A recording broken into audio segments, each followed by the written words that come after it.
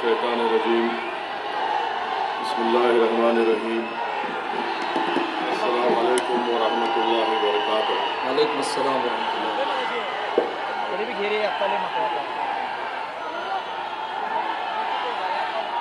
मुअज़्ज़िज़ हाज़िरीन इकराम, बुज़ुर्गान कौम और मिल्लत, मेरी इज़्ज़तदार माँ और बहनों, गयूर नौजवान साथियों, शहनशीन बतशरीफ़ फरमा मोहतरम जनाब इम्तियाज़ जलील साहब, सदर महाराष्ट्र मजलिस इत्तेहादुल मुस्लिमीन, वो साबिक़ा रुकन असम्बली, वो साबिक़ा रुकन parliament, general secretary Sameer Sajid साहब, शफीउल्लाह साहब जो मगरबी महाराष्ट्र के कोऑर्डिनेटर हैं, इमरान साहब जो कोल्हापुर के कोऑर्डिनेटर हैं, शाहिद पीरजादा साहब जो मीरज के कोऑर्डिनेटर हैं, जनाब इनामदार साहब जो सांगली के कोऑर्डिनेटर हैं, इलियास भाई, मुअज़्ज़िज़ हाज़िरीन इकराम, अजीज़ दोस्तों और बुजुर्गों, आप तमाम का बेहद शुक्रिया कि आपने अपना कीमती वक्त निकालकर आज के इस मजलिस इत्तेहादुल मुस्लिमीन के जलसे आम में शिरकत की। मैं आप तमाम लोगों का दिल की गहराइयों से शुक्रिया अदा करता हूँ। मैं सबसे पहले ये बताना चाहूँगा कि मजलिस इत्तेहादुल मुस्लिमीन महाराष्ट्र के उन तमाम किसान भाइयों के साथ है जो हालिया बारिश में उनको अपनी फसल का नुकसान हुआ और हजारों लाखों एकड़ ज़मीन ज़राअत की ख़राब हो चुकी है। ख़ास तौर से बीड, सोलापुर, नांदेड़, यवतमहल, अहमदनगर, मराठवाड़ा के इलाके में बताया जा रहा है कि 70 लाख एकड़ ज़राअत की ज़मीन में पानी आ गया और 10 लाख एकड़ पर फसल को नुकसान हुआ। नांदेड़ में 18 लाख फसल की ज़मीन बारिश की वजह से तबाह व बर्बाद हो गई।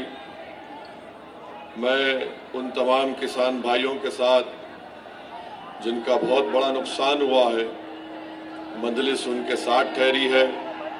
हम महाराष्ट्र सरकार के साथ भी है और उनसे ये मुतालबा करते हैं कि महाराष्ट्र के मुख्यमंत्री, महाराष्ट्र का एडमिनिस्ट्रेशन फौरन उनको कंपनसेशन दे और जो किसान भाइयों का मेन मुतालबा है कि इसको वेट ड्रॉट डिक्लेयर किया जाए और हुकूमत का काम ये है कि वो फौरन इन किसानों की मदद करे।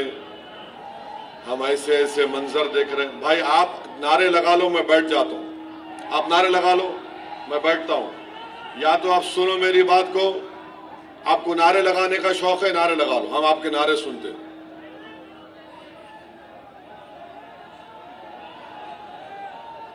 ये कौन है? हट जाओ वहां से, इधर आओ। ए बाबू पीछे आओ तुम लोग। अब जो भी नारा लगाएंगा मैं बैठ जाऊंगा जाके। आ जाओ, आप इधर आ जाओ, आ जाइए, इधर आ जाइए। ए आ जाओ, छोड़ दो उनको।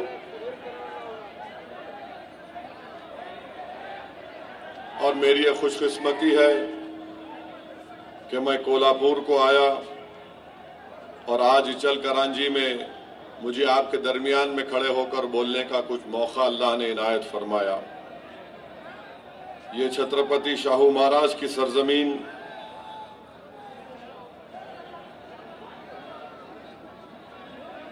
ये छत्रपति शाहू महाराज की सरजमीन जिन्होंने अनटचेबिलिटी का खात्मा किया, जो महात्मा फूले की फिक्र से मुतासिर हुए, जिन्होंने 1912 में बुनियादी तालीम का आगाज किया, और फिर 1917 में उसको फ्री कर दिया। 50% रिजर्वेशन तालीमी इदारों में और हुकूमत में उन्होंने नाफिज किया दलित, ओबीसी, मुसलमान माइनॉरिटीज के लिए। और बाबा साहेब अम्बेडकर को संविधान में रिजर्वेशन का आइडिया बाबा साहब को यहीं से मिला। 1920 मई में छत्रपति शाहू महाराज ने all India backward class conference मुनक्कद की और बाबा साहेब अम्बेडकर से कहा कि इसके चेयरमैन आप होंगे। और 1906 में मोहम्मदन एजुकेशन सोसाइटी का क़याम अमल में लाया।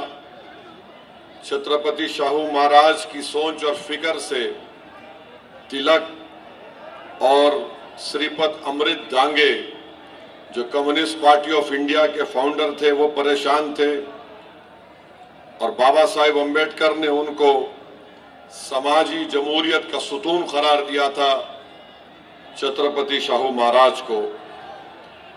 मैं आपको ये भी बताना चाहूंगा कि मजलिस इत्तेहादुल मुस्लिमीन आने वाले बल्दिया के इंतखाबात में आजरा में मुकाबला करेगी, इचल करांजी में मुकाबला करेगी, कोल्हापुर में मुकाबला करेगी और कुरुन वार्ड में भी इंशाअल्लाह ताला हम लोग इलेक्शन में हिस्सा लेंगे। मेरे अजीज दोस्तों और बुजुर्गों, मैं आपको ये बात बताना चाह रहा हूं कि हमारे वतन अजीज में हम देख रहे हैं कि पहलगाम का हमला हुआ जहां पर हमारे 26 भारत के सिटीजन्स को, नागरिकों को पाकिस्तान से आए हुए टेररिस्ट ने उनको सिर्फ इस बुनियाद पर गोली मारकर उनकी जान ले ली, उनके परिवार और उनकी बीवियों के सामने, कि उनका मजहब हिंदू थे, हिंदुइज्म था। हम तमाम ने उसकी मजम्मत की।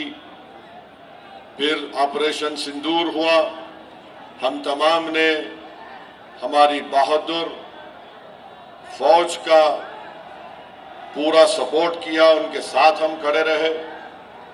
मगर सवाल ये पैदा होता है कि हम जानते हैं कि ऑपरेशन सिंदूर कामयाब हुआ और मैंने पार्लियामेंट में खड़े होकर मुबारकबाद दी, मगर पाकिस्तान की तरफ से जो शेलिंग हो रही थी उसमें एक मस्जिद के इमाम साहब की भी मौत हुई, 2 जुड़वा बच्चों की मौत हुई, सिख गुरुद्वारे को तबाह किया गया, एक मंदिर पर भी हमला हुआ, उनकी शेलिंग में नुकसान हुआ।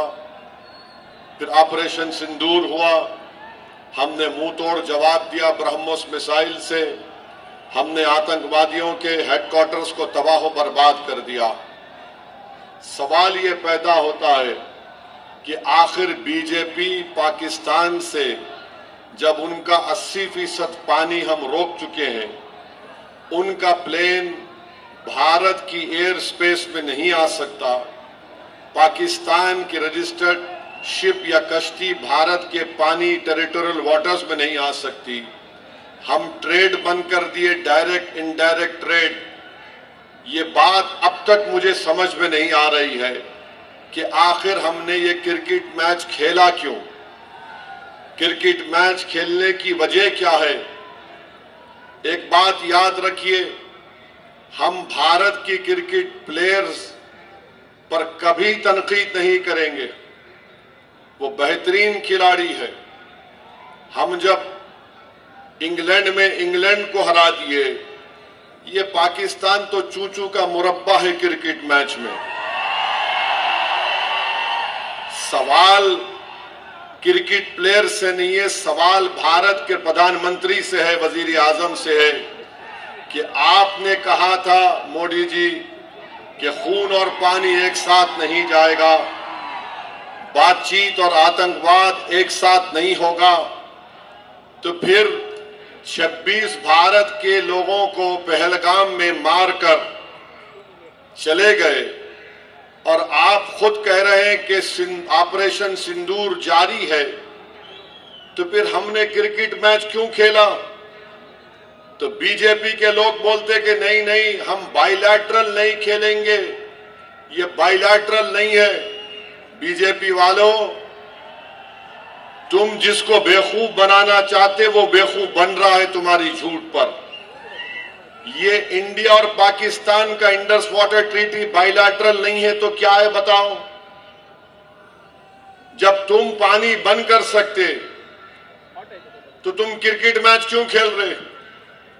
नहीं हमारा फुला है। अरे अगर एक एशिया कप नहीं खेलते हम तो कौन सा आसमान सर पे गिर जाता? और इतनी बेशर्मी के साथ बीजेपी वाले बोल रहे हैं नहीं नहीं, हमारा कैप्टन हाथ नहीं मिलाया, 20 ओवर इन्हों खेलेंगे, 20 ओवर उन्हों खेलेंगे, बाद में पाकिस्तान T20 खेलने के लिए टेररिस्ट हमारे देश में भी जाएगा और आप उसको अलाउ करेंगे और ये बोलेंगे कि हाथ नहीं मिलाए। सवाल हाथ नहीं मिलाने का नहीं है, सवाल यह है कि तुम खेले क्यों? भारत के 26 लोग जो मर गए उनकी जान की कीमत क्या है बताओ आरएसएस बीजेपी वालों? 26 भारत के नागरिक की जान की कीमत क्या है? 100 करोड़ है, 200 करोड़, 300 करोड़, कितना फायदा क्रिकेट खेलने से हुआ बताओ? इसका जवाब नहीं है। और अफसोस की बात यह है कि हमारे मुल्क के वजीर आजम नरेंद्र मोदी कल सोशल मीडिया पे लिखते हैं 3-0 ऑपरेशन सिंदूर। मोदी जी, बाज़ वक़्त ऐसा लगता है कि ज़ईफ़ी आप पे गलबा हासिल कर रही है। ऑपरेशन सिंदूर जो था वो हमारी फौज एयरफोर्स का था, उसको उनकी तौहीन आप कर रहे हैं। फौज एयरफोर्स की उनकी बहादुरी को आप एक क्रिकेट प्लेयर से मिला रहे हैं, क्रिकेट मैच से, जो अपनी जान दे रहे हैं हवाओं में हमारा एयरक्राफ्ट उड़ा रहे, जो फौज खड़ी भी है बॉर्डर पर, गोले बारूद उन पर बारूद का हमला हो रहा है और हमारे प्रधानमंत्री बोल रहे 3-0 ऑपरेशन सिंदूर। अरे क्रिकेट मैच को फौज और एयरफोर्स से कैसा मिला रहे देश के प्रधानमंत्री? अजीब और गरीब बात है। अरे बीजेपी वाले ऐसे अनभक्त है, वाह वाह वाह वाह, थाली थाली। मेरे भाई, थाली बजाने से पहले एक बात सोचो, अगर वो 26 मरने वालों में तुम्हारी बेटी होती, तुम्हारा दामाद होता, तुम्हारा बेटा होता, तुम देखते क्रिकेट मैच? नेशनलिज्म की बात करने वालों, चुल्लू भर पानी में डूबो, तुम्हारा जमीर मर चुका है। तुम सिर्फ दौलत को देखकर क्रिकेट मैच खेलते हो। भाड़ में जाए वो एशिया कप नहीं खेलते थे हम एक फर्म मैसेज देते सारी दुनिया को। जब हम अक़वाम मुत्तहिदा में खड़े होकर जयशंकर पाकिस्तान के ऊपर बोल सकते हैं तो क्रिकेट मैच क्यों खेले? नहीं खेलना था पाकिस्तान से। अरे एक एशिया कप नहीं खेलते तो पाकिस्तान टाई हो जाता, परेशान हो जाता और नुकसान उनका होता, हमारा नहीं होता। हमारी तो 3-4 ट्रिलियन की इकोनॉमी प्रधानमंत्री खुद बोलते ना, और क्रिकेट मैच खेल के प्रधानमंत्री लिख रहे 3-0। क्या तौहीन है हमारी फौज की, हमारे बहादुर एयरफोर्स की। क्या सोच रहा होगा वो पायलट जिसने ब्रह्मोस मिसाइल मारकर पाकिस्तान के 9 एयर स्ट्रिप एयरपोर्ट को बर्बाद कर दिया। क्या सोच रहे होंगे वो जवान जो आए दिन पाकिस्तान की फौज की गोला बारूद का मुकाबला करते हैं कि हमारी बहादुरी और कुर्बानी को क्रिकेट मैच से मिला दिए। वाह प्रधानमंत्री, आपका नेशनलिज्म बहुत खूब। बीजेपी वालों, तुम अब बैंड बाजा की कंपनी बन चुके, बजाओ बाजा। पाकिस्तान, अरे पाकिस्तान मारा हमको, टेररिज्म हमारे पास कर रहे और क्रिकेट मैच को वाहवा वाहवा हो रहे। ये मुल्क है, ये मुल्क की इस तरह से हम इंटरनल सिक्योरिटी को, एक्सटर्नल थ्रेट्स को देखेंगे। अजीब और गरीब मामला। बहरहाल मेरे अजीज दोस्तों और बुजुर्गों, बीजेपी एक्सपोज हो चुकी है क्रिकेट मैच खेलकर। बीजेपी बुरी तरह एक्सपोज हो चुकी है और वो व्हाइट हाउस में बैठा हुआ है, बात करे कि मैं जंग रुकाया, मैं जंग रुकाया, मैं जंग रुकाया, मैं जंग रुकाया। अरे क्या तो भी खा के बोलता नहीं मालूम उन्हें। मैंने एक ही तोते की तरह मैं जंग रुकाया। अबे तू जंग रुकाया तो रुका, फलस्तीनियों पे जंग रुका। 65,000 फलस्तीनी मारे गए, 65,000। अच्छा, ट्रंप बोल रहा है, एक मिनट सुनिए। ट्रंप हमारे पास 50% टैरिफ लगा दिया। गुजरात के सूरत में हमारे डायमंड इंडस्ट्री में लोगों की नौकरी चले गई। मोटर स्पेयर पार्ट्स का एक्सपोर्ट जो 35,000 करोड़ का होता था, आधा हो गया।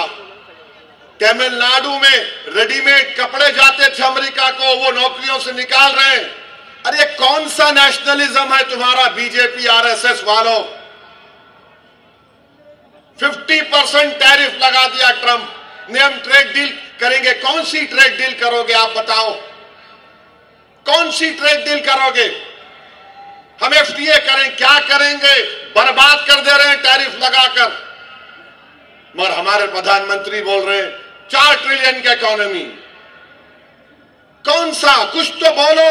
इतना क्यों डर रहे अमेरिका से?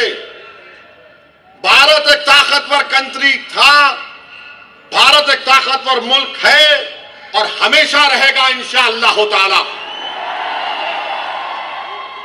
अमेरिका अपनी जगह पर है तो हम कमजोर थोड़ी हैं।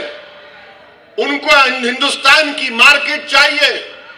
अमेरिका में कोई हुनर नहीं है, फन नहीं है वहां के लोगों के पास। H1B वीजा को $1,00,000 किसको देना पड़ेगा? अब जो बच्चे पढ़ रहे हैं उसमें भी कुछ नहीं। हम बातचीत कर रहे हैं। क्या तुम्हारी खारिजा पॉलिसी है? क्या तुम्हारी डिफेंस पॉलिसी है? बताओ। कब तक तुम नेशनलिज्म का नाम ले लेकर इस देश को धोखा देते रहोगे? मेरे अजीज दोस्तों और बुजुर्गों, ये इनका चेहरा। और जो लोग इम्तियाज साहब बोल रहे थे कि असदुद्दीन ओवैसी कोल्हापुर को नहीं आना, इचल करांजी को नहीं आना। बाबू एक बात सुनो, आप बच्चे हैं, तुम्हारे मुंह के अंदर दूध के दांत भी नहीं निकले अभी। याद रखो, मौत से डरने वाले का नाम असदुद्दीन ओवैसी नहीं है। मैं अल्लाह को हाजिर नाजिर जान के बोलो, मैं मरने तैयार हूं। तुम तैयार हो मरने को? बताओ। जिंदगी पे मरने वालों, मैं जिंदगी में मर चुका हूं। मारे कर देंगे। अरे क्या छोटा बच्चा हो, मुर्गी का बच्चा हो, नहीं आना। 2012 और 13 में पाकिस्तान गया था मैं। यशवंत सिन्हा, मणिशंकर अय्यर, पूरे बीजेपी के एमपी भी थे। वहां के टीवी स्टूडियो में बैठकर पाकिस्तान दहशतगर्दी को प्रमोट कर रहा बोला मैं। वहां जाके मेरी जबान नहीं रुकी तो तुम मेरे देश में तुम मेरे को डरा रहे।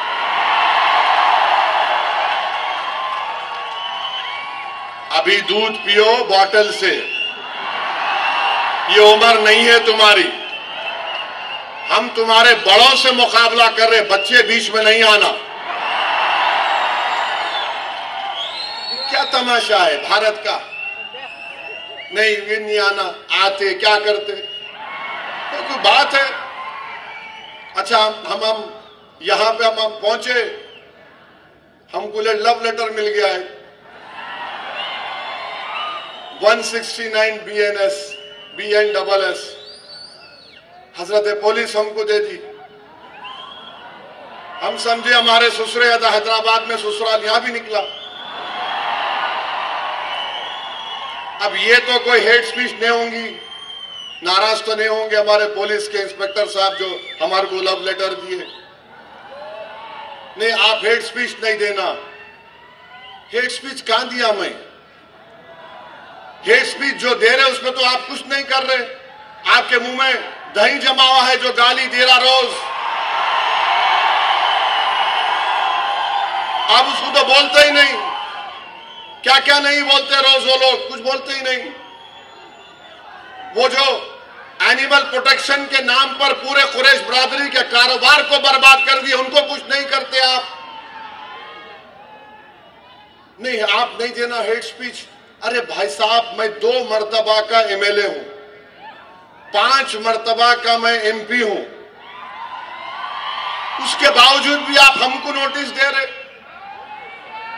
अब मैं घर को जाऊंगा तो मेरी बीवी को मालूम होगा कि यहां लव लेटर मिला, तो मेरी बीवी का क्या हाल होगा, सोचो इंस्पेक्टर साहब। ऐसा तो नहीं करना चाहिए ना आपको। आप इंटरनल फैमिली मैटर में क्यों आ रहे? आप खामोशी से बोलो आई लव यू, मैं समझ सकता हूं। ओपनली मोहब्बत का इकरार कर दे रही आप। 56 इयर्स का हो चुका हूं माशाअल्लाह से। ये उम्र में तो नहीं दे रहा लव लेटर। ये बच्चों को मालूम, ये हमारे पीछे पड़ गए। जब कभी आए ये लो, मैं लिख के दिया I reject this notice because this violates my freedom of expression, which is a fundamental right under Article 19 of the Indian Constitution. कोई बात है? क्या क्या महाराष्ट्र में नहीं बोला जा रहा है? आप पकड़ते नहीं। मस्जिद शहीद कर दी, आप कुछ करे, पकड़े किसको हमको मालूम। तो ये ठीक नहीं है, ये ठीक नहीं है। हाँ, मैं गुनाह करा, आप केस बुक करो, मेरे को बोलो, रोक लो मेरे को, मैं रुक जाता हूं, जेल में डाल दो, जो करते करो आप। मगर पहले से आपको कौन बोले? नहीं, आके बोलेंगे। अरे कैसा बोलूंगा? अरे मैं भारत की नुमाइंदगी करने गया था अरब कंट्रीज में, बहरीन, आपके कुवैत, सऊदी अरेबिया, अल्जीरिया। पूछो बीजेपी के मेंबर से कि ओवैसी की जबान से क्या अल्फाज निकल रहे थे। पूछो हेड, डेलीगेशन हेड से। क्या तमाशा बना के रख दिया आप। आप मेरे को नोटिस देकर आप अपने इकबाल को कम कर रहे हैं। मेरा इकबाल कम नहीं होता, अल्लाह मुझे और इज्जत देगा इंशाअल्लाह ताला। आप ये बता रहे कि आप कितने बायस्ड हैं, कितने अनजस्ट हैं आप। रूल कानून का इतलाक सिर्फ मुझ पे होगा, दूसरों पर नहीं होगा। कानून तो सबके लिए है, दूसरों पे नहीं होगा इस्तेमाल। नहीं, एक शेरवानी टोपी दाढ़ी वाला पहन के आ रहा, उसको नोटिस देंगे तो फिर सुनो मैं क्या बोल रहा हूं। इस पे केस बुक करते, बुक करो, ले जाके जेल में डालते, डाल दो। मैं मरने को तैयार हूं इस कास्ट के लिए, इन गरीबों के लिए। मेरी जबान न जुल्म से खामोश होगी, मेरी जबान न जबर से खामोश होगी, मेरी जबान न गोलियों से खामोश होगी। हाँ, मौत मुझे खामोश कर सकती है, मगर मुझे यकीन है कि इंशाअल्लाह ताला मैं जमीन में अंदर चला भी जाऊंगा, मगर जो सोच और फिक्र इन नौजवानों को दे के जाऊंगा वो मुझसे ज्यादा काबिल होंगे। याद रखो, पुकार पुकार कर मेरा पैगाम लेके जाएंगे। अजीब मामला। मेरे अजीज दोस्तों और बुजुर्गों, और ये जो पोस्टर निकाला गया है नबी करीम सल्लल्लाहु अलैहि वसल्लम के बारे में, मैं नौजवानों को बोल रहा हूं, अगर आप मोहम्मद सल्लल्लाहु अलैहि वसल्लम से मोहब्बत करते हैं, कितने लोग आई लव मोहम्मद बोलते? हाथ उठाओ। आप लोग पूरी 5 वक्त की नमाज पढ़ रहे? सही सही बोलो, अल्लाह उसका रसूल देख रहा। झूठ बोलते या सच बोलते? कितने शादीशुदा लोग अपनी बीवी पे हाथ उठाते? बोलो।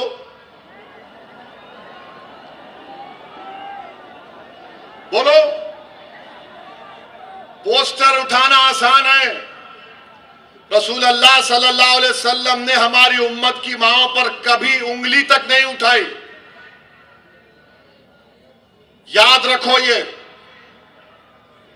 रसूल अल्लाह सल्लल्लाहु अलैहि वसल्लम घर में अपना खुद काम करते थे, आपका हाल क्या है? घर में जाओ, हाँ चाय बनाओ, पानी लाओ, बहुत बड़ा जिहाद करके आए तुम घर को। मेरे भाई, नमाज पढ़ो। खाली जुम्मे का, रमजान का नहीं मामला है, रोज मस्जिद को आबाद करो। रमजान में पूरे रोजे रखो। जिसको अल्लाह दौलत दिया, ज़कात निकालो, ने ज़कात में डंडी मारते, कहीं को मारते बाबा। ओनली 2.5% है वो, दो निकालो उसको, पूरे बलायात खत्म हो जाते। नमाजा पढ़ते नहीं हम लोग, कोई नमाज नहीं पढ़ेंगे। और या रसूल अल्लाह, हम आपसे मोहब्बत के नारे, नमाज पढ़ो, झूठ मत बोलो, बहादुर बनो, अल्लाह की जात पर तवक्कल करना। अल्लाह ही हमारी हिफाजत करने वाला है। डरना किसी माइका लाल से नहीं है। हम और आप रसूल अल्लाह सल्लल्लाहु अलैहि वसल्लम के गुलामों के गुलाम हैं। तो गुलाम कैसा रहता आका के सामने अपने?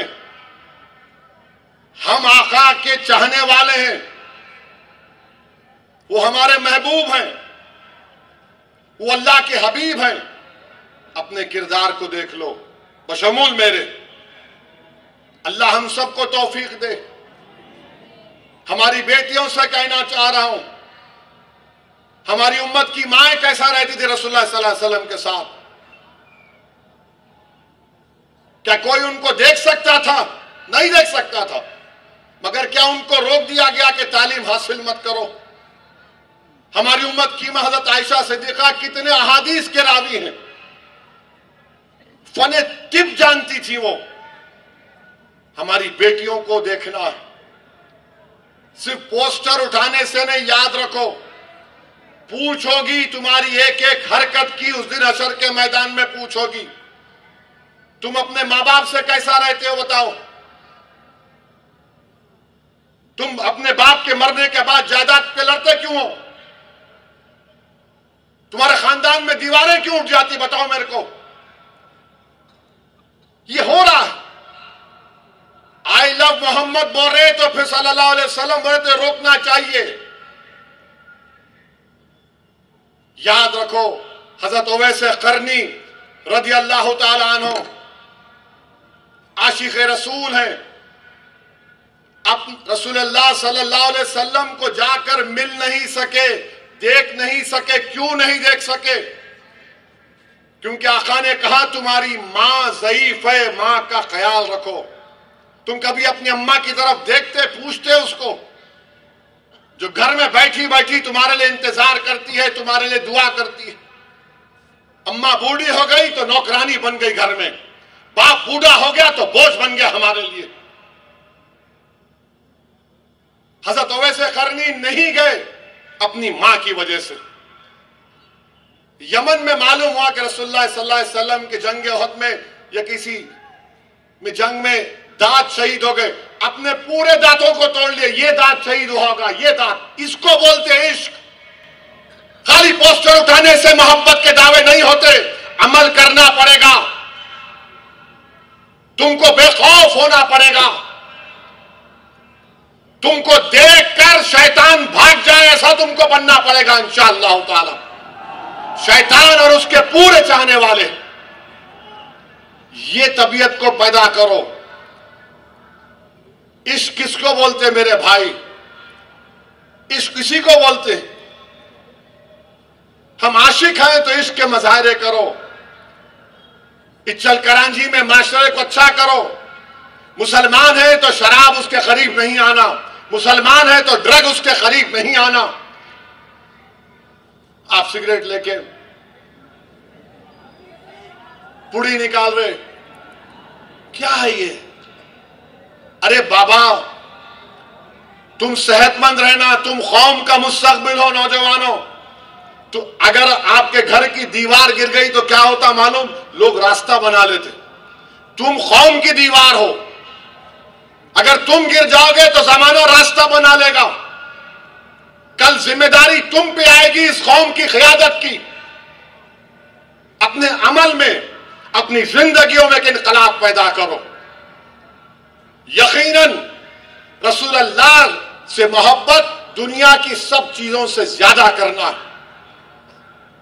रसूल अल्लाह सल्लल्लाहु अलैहि वसल्लम रहमतुल लिल आलमीन है। खाली मुसलमानों के रसूल नबी नहीं, सारे आलम के हैं, जिन और इंस के हैं, जानवरों के रसूल रहमतुल्लाह सल्लल्लाहु अलैहि वसल्लम। तो हम रहमतुल आलमीन की उम्मत है, हम रहमत के मजारे करेंगे, जहमत के नहीं करेंगे। क्या करेंगे? हम रहमत के मजारे करेंगे, जहमत के नहीं करेंगे। दुश्मन ये चाहता है कि तुमसे कानून तुड़वाए और तुमको तुम्हारे ऊपर केसेस बुक कर दिए जाए। दुश्मन जो चाह रहा है वो मत करो, कानून के दायरे में रहकर हर बात बोलो। जैसा कि अभी मैंने नोटिस का जवाब दिया, हिंदुस्तान का बड़े से बड़े वकील को भी इंस्पेक्टर साहब बुला के बोलेंगे ये ओवैसी ने जो भाषण दिया मेरे बारे में कौन सा सेक्शन लगता, सुन के बोलेगा कुछ भी नहीं लगेगा, सो जा तू जाके। याद रखो, कानून के गिरफ्त में नहीं आना। अक्लमंद वो है जो कानून एक मकड़ी का जाला है, तुम तोड़ के भी निकल जाना, हमारे गिरफ्त में नहीं आना। समझे मेरी बात को? नौजवानों, तुम्हारी हिम्मतें नहीं टूटने देंगे हम इंशाअल्लाह ताला। यकीनन अल्लाह के रसूल सल्लल्लाहु अलैहि वसल्लम से मोहब्बत है और जारी रहेगी। अरे हम तो मुसलमान हैं उनकी वजह से। शेख मुजद्दिद अल-फसानी ने लिखा कि हमने अल्लाह को माना तो इसलिए माना क्योंकि नबी रहमत ने कहा अल्लाह इसकी इबादत करो। हमको कुरान उनकी वजह से मिला, रमजान उनकी वजह से मिला, कायनात का जर्रा मारज़ वजूद में उन्हीं की वजह से आया। हदीस कुदसी है कि अल्लाह फरमाया कह रहे महबूब अगर आप ना होते तो मैं अपनी रबूबियत को भी जाहिर नहीं करता। तो मज़ाहिरे करो इससे, मज़ाहिरे करो इससे। ये मोहब्बत के मज़ाहिरे होना। माशरे में बुराइयों का खात्मा करो। यकीनन हम अपनी अमाल की बुनियाद पर जन्नत जाएंगे नहीं जाएंगे अल्लाह को मालूम, मगर एक बात सच है कि अल्लाह के रसूल सल्लल्लाहु अलैहि वसल्लम जब शिफात करेंगे हम और आप जन्नत में जाएंगे। दुरूद सलाम कितने मरतबा पढ़ते रसूलुल्लाह सल्लल्लाहु अलैहि वसल्लम बताओ? एक मरतबा पढ़ते दिन में, 2 मरतबा, 10 मरतबा? हाथ उठाओ, कितने मरतबा? 10 मरतबा पढ़ते। अल्लाह के रसूल पर दुरूद सलाम कितने मरतबा पढ़ते बोलो? हाथ तो उठाओ, कितने पढ़ते? 10 बार। भाई दुरूद पढ़ते रहो। तुम एक बार दुरूद पढ़ेंगे रसूलुल्लाह सल्लल्लाहु अलैहि वसल्लम पे तो अल्लाह तुम्हारे 10 गुनाहों को माफ करता, तुम्हारे 10 दर्जात को बुलंद करता, तुम्हारे 10 परेशानियां दूर हो जाती हैं। ये मज़ाहिरे करो।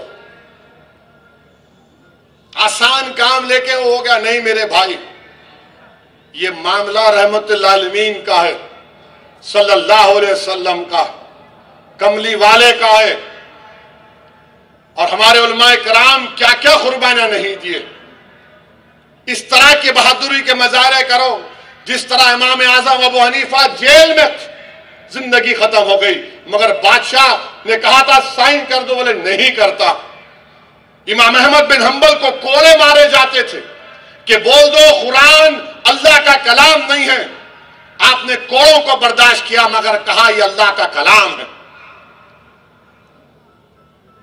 इमाम मालिक रहमतुल्लाह अलैह मदीने में अगर कोई आके सवाल पूछता कि रसूलुल्लाह सल्लल्लाहु अलैहि वसल्लम हदीस बयान करो, उसको बिठाते, वजू करके आते, खुशबू लगाते। लोग पूछते कि मामूली सवाल पर आप नए कपड़े नहाकर नहीं आते? बोले नहीं, रसूलुल्लाह सल्लल्लाहु अलैहि वसल्लम की हदीस बयान करो। अदब रखो, याद रखो, ये मामला बड़ा नाजुक है, ये मामला बड़ा नाजुक है नौजवानों। और जब पोस्टर लेके जा रहे तो फेंकना नहीं जमीन पे। किसी का नाम मोहम्मद नहीं था, मेरे नबी के नाम से पहले पूरी कायनात में। उस पोस्टर को उठा के रखो, अपने सीने से लगा के रखो, घर में चिपका कर रखो। समझो इस चीज को नौजवानों, तुमको बुरी लग रही होगी मगर मैं अपना हक अदा कर रहा हूं। कल मैं हशर के मैदान में तो जिम्मेदार नहीं होगा कि तुमने क्या किया था रहते। मैं तो बोल रहा हूं, मैं अपनी जिम्मेदारी को निभाने की कोशिश कर रहा हूं। नौजवानों, कानून के गिरफ्त में मत आओ। तुम्हारी जिंदगी हमारे लिए बड़ी कीमती है। नौजवानों, तुम्हारी हिफाजत करना ऐसा है कि हम अपने औलाद की हिफाजत कर रहे हैं, कि तुमको ताकतवर बनाना है, तुमको कॉन्फिडेंस दिलाना है, तुमको हिम्मत दिलाना है, ताकि कल तुम खड़े होकर इन वक्त के फिरौन और जालिमों से मुकाबला कर सको। करेंगे ना आप लोग? करेंगे ना आप लोग? इंशाअल्लाह बोल के घर को जाके सुबह की फजर की नमाज गोल नहीं करना। घर को जाके इशा पढ़ो, मेरे को भी पढ़ना है। नमाजों की पाबंदी करो। तुम्हारे चेहरों का नूर देखकर अखियार बोलना कि ये गुलाम रसूल सल्लल्लाहु अलैहि वसल्लम जा रहा है, ये गुलाम रसूल जा रहा है, ये मोहम्मद सल्लल्लाहु अलैहि वसल्लम का उम्मती जा रहा है। तुम्हारे से अगर कोई हाथ मिलाए तो तुम्हारे हाथ में वो तासीर अल्लाह पैदा कर दे कि तुम्हारे हाथ मिलाने से उस आदमी का गुस्सा और नफरत ठंडी पड़ जाए। होता ये को मैं आसमानों की उस बात नहीं, कि होता ये। मेरे अजीज दोस्तों और बुजुर्गों, उत्तर प्रदेश के मुख्यमंत्री, बरेली के वाकया हुआ, बरेली का वाकया हुआ तो बोले हम सिखा दिए वो करे। अरे मुख्यमंत्री बाबा,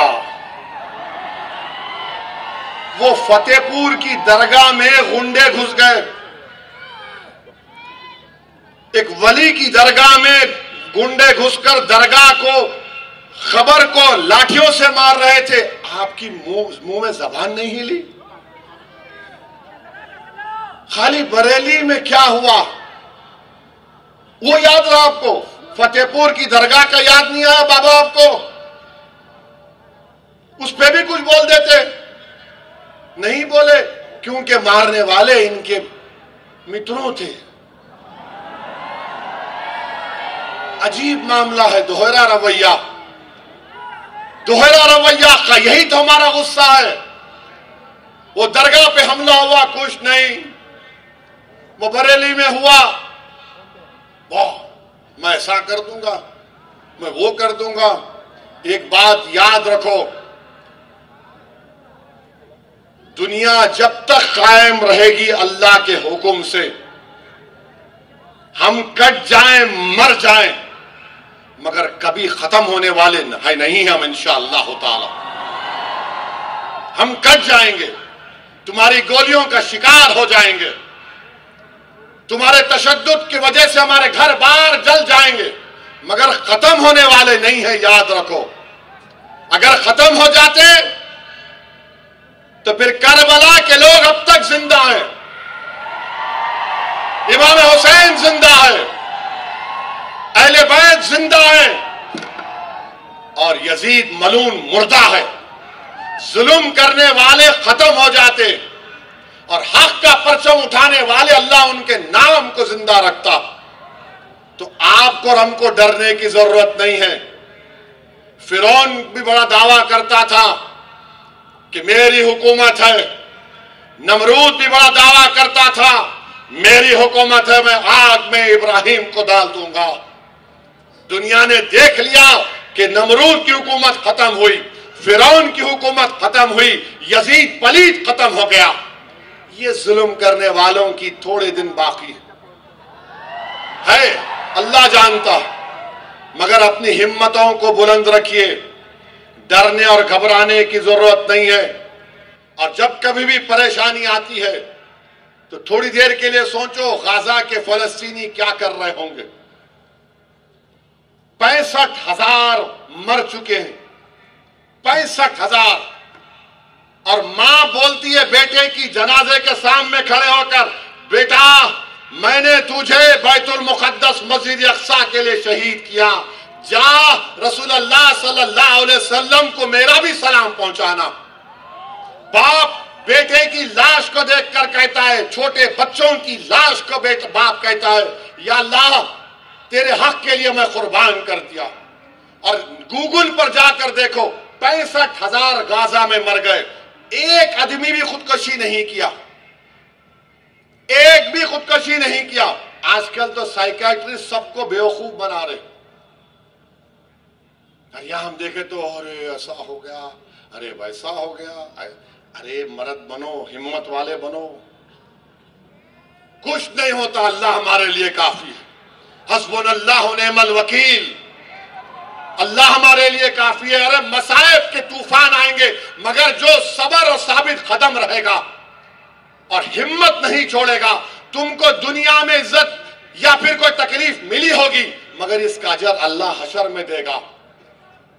अल्लाह तुम्हारा हमारा इंशाअल्लाह ताला उसका अजर हशर के मैदान में देगा। और हम मोहम्मद सल्लल्लाहु अलैहि वसल्लम के उम्मती हैं। अल्लाह के रसूल सल्लल्लाहु अलैहि वसल्लम, हम खबर में जाएंगे, चेहरे मुबारक का दीदार करवाया जाएगा। सोचो क्या खुशखबरी होगी, क्या मजा आएगा जब रहमतुल आलमीन के चेहरों को देखोगे, जब चेहरे मुबारक को देखेंगे। क्या मंजर होगा जब हशर का मैदान होगा, सब रसूल नबी नफसी नफसी बोलेंगे और कमली वाले बोलेंगे मेरा उम्मती कहां है, मेरा उम्मती आओ। गुनाहगार को तलाश करेंगे। तो मेरे अजीज दोस्तों और बुजुर्गों, नेक बनो, अपने माँ बाप की खिदमत करो, माँ बाप से अच्छा बर्ताव करो, बीवियों से अच्छा रहो। बीवी से अच्छा नहीं रहते, बहन से बहन भाई कुछ करा तो गुस्सा आता, सीना तान के जाते, क्यों रे मेरी बहन को ऐसा बोला, अपनी बीवी को, तुम्हारी बीवी को क्या हो रहा। ये मैं सब देख के बोल रहा हूं, अवाम से सुनकर बोल रहा हूं। ये माशरे की बुराइयों का खात्मा करना है। किसी से नहीं डरना, ना बाबा से डरना, ना मोदी से डरना, ना अमित शाह से डरना, ना शिंदे से डरना, ना फडणवीस से डरना, किससे भी नहीं डरना सिवा अल्लाह से। अल्लाह के पास सबसे बड़ी ताकत है, अल्लाह के पास इख्तिदार है। अरे भारत में कई हुकूमतें खिले आए, सब चले गए नाम, रहे नाम अल्लाह का, अल्लाह का ही नाम रहेगा। तो हिम्मतों को बुलंद करो नौजवानों। होता है थोड़ी फिक्र होती है, अरे ऐसा हो गया, मगर दिल को बोलना ठहर, अल्लाह है। अपने हौसले को एक तुम 10 सेकंड के लिए ठहर जाओ, देखो तुम्हारे में कैसा इत्मीनान और कॉन्फिडेंस पैदा होता है। तो मेरे अजीज दोस्तों और बुजुर्गों, याद रखिए, हमारे ईमान की हिफाजत उसी वक्त होगी जब हम अल्लाह से मोहब्बत करें, रसूल अल्लाह सल्लल्लाहु अलैहि वसल्लम से मोहब्बत करें। और याद रखो, किसी शायर ने अच्छा कहा था कि ना तो जमीन के लिए है ना आसमां के लिए है, जहां है तेरे लिए, तू नहीं जहां के लिए, तू नहीं जहां के लिए, जहां हमारे लिए बनाई गई है। आज अगर वो इख्तिदार पे, अरे साहब ऐसा हो रहा है, कुछ नहीं होता प्यारे, कुछ नहीं होता, इंशाल्लाह हम ही गालिब होंगे, इंशाल्लाह ताला हम ही गालिब होंगे, देखना तुम इंशाल्लाह ताला। अल्लाह मजलूमों को इख्तिदार देता है, अल्लाह कमजोरों को इख्तिदार देता है। जिस पे जुल्म किया जाता ना, तारीख गवाह है, अल्लाह उनको इख्तिदार देता, उनको बादशाह बनाता। अल्लाह देगा हमको इंशाअल्लाह ताला। ये हुकूमत जो वफ्द का कानून बनाई, ये जुल्म है मुसलमानों पर। हमारी मस्जिदों को छीनने के लिए कानून बनाए, हमारी दरगाहों को छीनने का कानून बनाए, कब्रस्तानों को, ईदगाह को छीनने का कानून बनाए। हमारे 200-300 साल की दरगाहें, मस्जिदों को ये कह दिया गया कि अब मालिक वक्त नहीं है, एएसआई रहेगा। क्या करना चाहती है हुकूमत ये? क्यों बीजेपी इतनी नफरत करती है मजहबी मुकामात से हमारे? क्यों कह रहे कि अगर कोई हिबा होगा तो बच्ची का हक नहीं लिया जा सकता? अरे मैं अल्लाह को दे रहा हूं, आपको क्या हो रहा है? लिमिटेशन एक्ट अप्लाई कर दिया गया ताकि जो वक्फ बोर्ड की जमीन पर काबिज है वो मालिक बन जाए। आप सोच रहे हैं नरेंद्र नरेंद्र मोदी क्या किया आपने कानून बनाकर? आपने हमेशा के लिए बता दिया कि मुसलमानों को उनकी इबादतगाहों से दूर किया जाएगा। आपको गलत फहमी है भारत के प्रधानमंत्री। हम नहीं छोड़ेंगे अपनी मस्जिदों को इंशाअल्लाह ताला। हम नहीं छोड़ेंगे अल्लाह के घर को, हम उसको आबाद रखेंगे। ये हमारे औलिया अल्लाह के आस्थाने उस वक्त भी आबाद थे जब जालिम और जाबिर बादशाह थे, आज भी आबाद है और सुबह कयामत तक आबाद रहेंगे। हमारी खानकाएं कभी वीरान नहीं होंगी। वहां पर अल्लाह का नाम लेकर दिल पर ज़रब मारकर जिक्र किया जाता है। वो होता था, हो रहा है और होता रहेगा इंशाअल्लाह ताला। हमारे कब्रिस्तानों में हमारे बुजुर्ग सीना तान कर सो रहे हैं, आप उसको भी छेड़ना चाहते हैं। मेरे भाई, ये वक्त मुत्तहिद रहने का है, ये वक्त मुत्तहिद रहने का है। और सुन लो भारत के मुसलमानों, सुन लो इच्चल करांजी के मेरे गयूर नौजवानों, तुम अगर अपनी सियासी लीडरशिप को मजबूत नहीं करोगे, नुकसान हमारा होगा, किसी का नहीं होगा। सियासी लीडरशिप बनाओ। बल्दिया का इलेक्शन आएगा, एक होकर वोट डालो। एक एमपी था महाराष्ट्र में, इम्तियाज जलील, पूरे मिलके इम्तियाज जलील को रोकने के लिए कोशिश किए। शिंदे, शरद पवार, अजीत पवार, फडणवीस, सब बोले तेरा मेरा झगड़ा बाद में, पहले इम्तियाज को बिठाना है। पूरे बैठ गए एक साथ। एक एमपी नहीं है मुसलमानों का महाराष्ट्र से। 14% की आबादी है। डेमोक्रेसी की बात करने वालों, तुम झूठ बोल रहे हो, तुम झूठ बोल रहे हो। डेमोक्रेसी में अगर सबसे बड़ी अक़लियत की आवाज नहीं होगी भारत के पंचायत में, तो क्या है? देवी जीत जाएंगे खाली। और मुझे नोटिस दी जाती हेट स्पीच की। भारत की पार्लियामेंट में आबादी के लिहाज से कम 55-60 मुस्लिम एमपी होने चाहिए। कौन कर रहा है? हम सिर्फ वोट डालने वाले बन गए। इलेक्शन आया, सेकुलरिज्म जिंदा रखो, वोट डालो और घर में जाके सो जाओ। मजलिस क्या कर रही है? पॉलिटिकल लीडरशिप बनाओ, वोटर मत बनो, सिटीजन विथ राइट्स बनो। सिटीजन विथ राइट्स बनो। वोटर बन गए तो सिर्फ वोट डाल के भूल जाओ। इच्चल करांजी में पावर लूम है, आपके बरखी का, बिजली का रेट बढ़ गया, कोई फिक्र नहीं। पावर लूम इंडस्ट्री बर्बाद हो रही है। तो सिटीजन विथ राइट्स बनो, ये मेरे हुकूक है। मैं सिर्फ वोट डालने वाला नहीं बनूंगा। और तुम कैसे बनोगे? तुम अगर ये सो कॉल पॉलिटिकल सेकुलर पार्टीज को वोट दोगे, तुम जाके नहीं पूछ सकते। तुम मजलिस पार्टी को वोट दोगे तो तुम आके असदुद्दीन ओवैसी का हाथ पकड़ के पूछ सकते, मेरा काम होता नहीं होता, मेरा काम आप करेंगे नहीं करेंगे। ये आपकी आवाज है। याद रखो, पॉलिटिकल लीडरशिप बनाओ। वो जरांगे पाटिल खाली एक धरना बैठा 2 दिन 3 दिन, पूरा हुकूमत सामने आ गई उसके। आप खाली नारे मारेंगे, खव्वाल है क्या है? कुछ असर होगा नहीं होगा। ताकत यही है कि तुम मुत्तहिद रहो।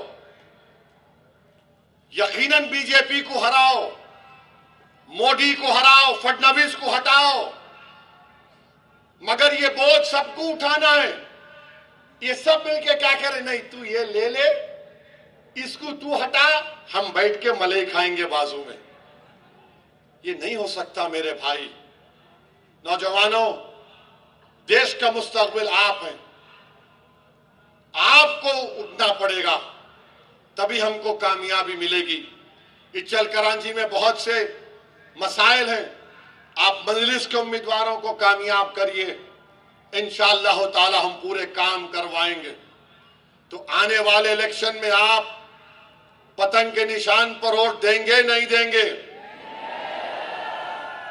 नहीं, दम नहीं है तुम्हारी आवाज में। हमारी मां और बहनें भी हाथ उठा सकती। किसको वोट देंगे? और आजकल अजीत पवार बहुत ज्यादा है, उनके पार्टी के लोग वो ज्यादा ही बोल रहे हैं। ठीक है, सबके मुंह में जबान है, याद रखो, और मेरे मुंह में ज्यादा बड़ी लंबी जबान है। पतंग को वोट देंगे, पतंग को वोट देंगे तो फोन की लाइट खोल के बताओ, पतंग को वोट देंगे। खोलो फोन, बोलो, पतंग को वोट देंगे, पतंग को वोट देंगे, मजलिस को कामयाब करेंगे। तो लगाओ मेरे साथ नारा, नारे तकबीर, मजलिस इत्तेहादुल मुस्लिमीन, मजलिस इत्तेहादुल मुस्लिमीन, महाराष्ट्र जिंदाबाद, महाराष्ट्र जिंदाबाद। अस्सलाम वालेकुम व रहमतुल्लाहि व बरकातुहू।